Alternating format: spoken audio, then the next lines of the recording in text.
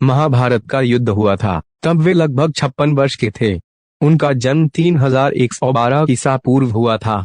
इस मान से 3020 ईसा पूर्व उन्होंने 92 वर्ष की उम्र में देह त्याग दी थी।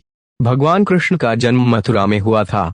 उनका बचपन गोकुल, वृंदावन, नंदगांव, बरसाना आदि जगहों पर बीता। अपने मामा कंस का वध करने के बाद उन्होंने अपने माता पिता को कंस के कारागार से मुक्त कराया और फिर जनता के अनुरोध पर मथुरा का राजभार संभाला। कंस के मारे जाने के बाद कंस का ससुर जरासंध कृष्ण का कट्टर शत्रु बन गया। जरासंध के कारण काल्यवन मारा गया। उसके बाद कृष्ण ने द्वारिका में अपना निवास स्थान बनाया और वहीं रहकर उन्होंने महाभारत युद्ध में भाग लिया। महाभारत युद्ध के बाद कृष्ण ने 36 वर्ष तक द्वारिका में राज्य किया। ततस्ते यादवा सर्वे रथानारूह्य शीघ्रगान प्रभासन प्रयुसार्ध कृष्ण रामादिमिर्द्विज प्रभासमनु प्राप्ता कुकुरांधक कृष्ण चक्रुस्तव महापानन वसुदेवेन नोदिता पिबता तत्र चैतेषा संघर्षेन परस्परम अतिवादेन धनुजगे कलहाग्नि क्षयाव। विष्णु पुराण धर्म के विरुद्ध आचरण करने के दुष्परिणाम स्वरूप अंत में दुर्योधन आदि मारे गए और कौरव वंश का विनाश हो गया। महाभारत युद्ध के पश्चात सांत्वना देने के उद्देश्य से भगवान श्री कृष्ण गांधारी के पास गए। गांधारी अपने 100 पुत्रों की मृत्यु के शोक में अत्यंत व्याकुल थीं। भगवान श्री कृष्ण को देखते ही गांधारी ने क्रोधित होकर उन्हें शाप दिया कि तुम्हारे कारण जिस प्रकार से मेरे 100 पुत्रों का नाश हुआ है, उसी प्रकार तुम्हारे वंश का भी आपस में एक दूसरे को मारने के कारण नाश हो जाएगा। भगवान श्री कृष्ण ने माता गांधारी के उस शाप को पूर्ण करने के लिए अपने कुल के यादवों की मति फेर दी। इसका यह मतलब नहीं कि उन्होंने यदुओं के वंश के नाश का शाप दिया था, सिर्फ कृष्ण वंश को शाप था। महाभारत का युद्ध समाप्त हो चुका था। कृष्ण द्वारिका में ही रहते थे।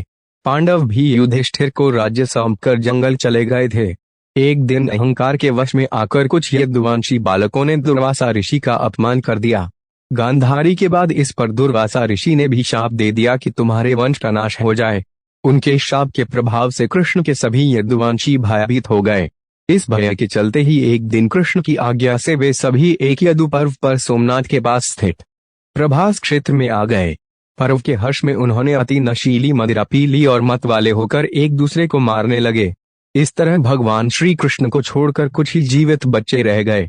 एक कथा के अनुसार संयाग से सांब के पेट से निकले मूसल को जब भगवान श्री कृष्ण की आज्ञा से रगड़ा गया था तो उसके चूर्ण को इसी तीर्थ के तट पर फेंका गया था, जिससे उत्पन्न हुई झाड़ियों को यादवों ने एक दूसरे को मारना शुरू किया था।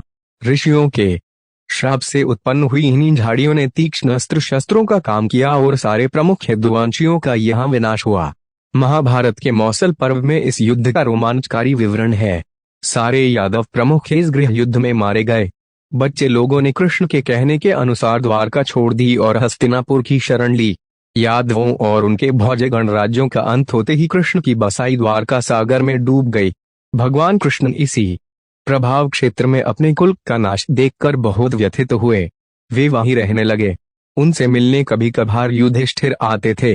एक दिन वे इसी प्रभाव क्षेत्र के वन में एक पीपल के वृक्ष के नीचे योग निद्रा में लेटे थे। तभी जरा नामक एक बहेलिये ने भूलवश उन्हें हिरण समझकर विषयुक्त बाण चला दिया, जो उनके पैर के तलवे में जाकर लगा और भगवान श्री कृष्ण ने इसी को बहाना बनाकर देह त्याग दी। महाभारत युद्ध के ठीक 36 वर्ष बाद उन्होंने अपनी देह इसी क्षेत्र में त्याग दी थी। अंत में कृष्ण के प्रपौत्र वज्र अथवा वज्रनाभ द्वारिका के यदुवंश के अंतिम शासक थे, जो यदुओं की आपसी लड़ाई में जीवित बच गए थे। द्वारिका के समुद्र में डूबने पर अर्जुन द्वारिका गए और वज्र तथा शेष बची यादव महिलाओं को हस्तिनापुर ले गए। कृष्ण के प्रपौत्र वज्र को हस्तिनापुर में मथुरा का राजा घोषित किया। वज्रनाभ के नाम से ही मथुरा क्षेत्र को ब्रजमंडल कहा जाता।